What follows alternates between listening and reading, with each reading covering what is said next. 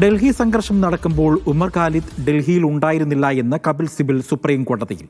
അക്രമ പ്രവർത്തനങ്ങളെ ബന്ധിപ്പിക്കുന്ന ഒരു സാക്ഷിമൊഴിയും ഉണ്ടായിരുന്നില്ല എന്നും കപിൽ സിബൽ വാദിച്ചു. 2020 കുറ്റപത്രം സമർപ്പിച്ചു. ഓരോ വർഷവും ആചാരം പോലെ അധിക സത്യവാങ്മൂലം സമർപ്പിക്കുകയാണ് എന്നും കോടതി അറിയിച്ചു. ഉമർ ഖാലിദ് ഉൾപ്പെടെയുള്ളവരുടെ ജാമ്യാപേക്ഷയിൽ വാദം തിങ്കളാഴ്ചയും തുടരും. ഈ ധനുസുമോദുണ്ട് വിവരങ്ങൾ നൽകാനായി. ധനുസുമോദ്, സുപ്രീം കോടതിയിൽ ഇതുമായി ബന്ധപ്പെട്ടുള്ള വാദങ്ങൾ എങ്ങനെയായിരുന്നു? എന്തെല്ലാം കാര്യങ്ങളാണ് കപിൽ സിബൽ കോടതിയിൽ പറഞ്ഞത്? അജിത് കുഞ്ഞുമോൻ, ഉമർ ഖാലിദ്, ഷർജിൽ ഇമാം, ഗുൽഷിഫ ഫാത്തിമ, ഹൈദർ തുടങ്ങിയ 4 പേരുടെ വാദമാണ് ഇന്ന് നടത്തിയത്. ജാമ്യാപേക്ഷയിലെ വാദമാണ് ഇന്ന് നടത്തിയത്.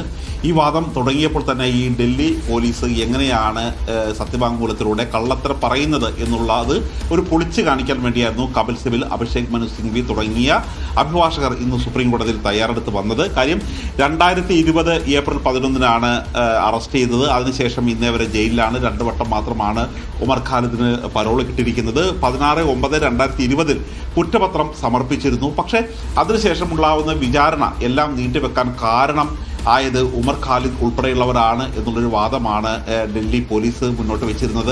ഇന്നലെ സമർപ്പിച്ചിരുന്ന സത്യവാങ്മൂലത്തിലും ഇക്കാര്യങ്ങൾ തന്നെയാണ് സൂചിപ്പിച്ചിരുന്നത്. പക്ഷേ 2022 ശേഷം 90 തവണയാണ് ഈ കോടതി കേസുകൾ പല തവണയായിട്ട് പല ബെഞ്ചിൽ മാറ്റിവെക്കപ്പെട്ടത്. അത് പലപ്പോഴും ഇന്റർനെറ്റ് ഇല്ല, കോടതി ജീവനക്കാരില്ല, അഭിഭാഷകരുടെ സമരം തുടങ്ങിയ നിരവധി കാര്യങ്ങൾ ഉന്നയിച്ചാണ് മാറ്റിവെച്ചത്. അല്ലാതെ ഒരിക്കൽ പോലും ഈ കേസ് വിചാരണ വേള തടസ്സപ്പെടുത്താൻ ഉമർ ഖാലിദ് തയ്യാറായിട്ടില്ല.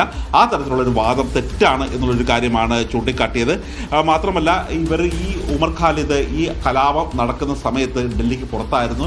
ഒരു കാരണവശാലും ഈ തരത്തിലുള്ള കലാപ ഗൂഢാലോചനയിൽ പങ്കില്ലാത്ത ആളാണ് ഉമർ ഖാലിദ് എന്നാണ് കപിൽ സിബൽ വാദിച്ചത്. ഇതേപോലെ തന്നെ ഗുൽഷിഫ ഫാത്തിമ ഉൾപ്പെടെയുള്ളവരും ഷർജിൽ ഇമാമും എല്ലാം വാദിച്ചത് ഈ രീതിയിൽ തന്നെയായിരുന്നു. പക്ഷേ അതിനുശേഷമാണ് ഈ വാദം പുരോഗമിച്ചുകൊണ്ടിരുന്നപ്പോൾ സമയം കോടതി ഉച്ചയ്ക്ക് പിരിയേണ്ട സമയമാണ്. ഉച്ചയ്ക്ക് കഴിഞ്ഞ് ഈ ബെഞ്ചിലിരിക്കുന്ന മറ്റൊരു ന്യായാധിപൻ വേറൊരു കോടതിയിലാണ് ഹാജരാകേണ്ടത്. കോടതിയാണ് അദ്ദേഹം നിയന്ത്രിക്കുന്നത്. അതുകൊണ്ട് തന്നെ ഈ ബെഞ്ച് ഇത് തുടരാൻ കഴിയില്ല എന്നുള്ളൊരു കാര്യം തീരുമാനിക്കുകയായിരുന്നു.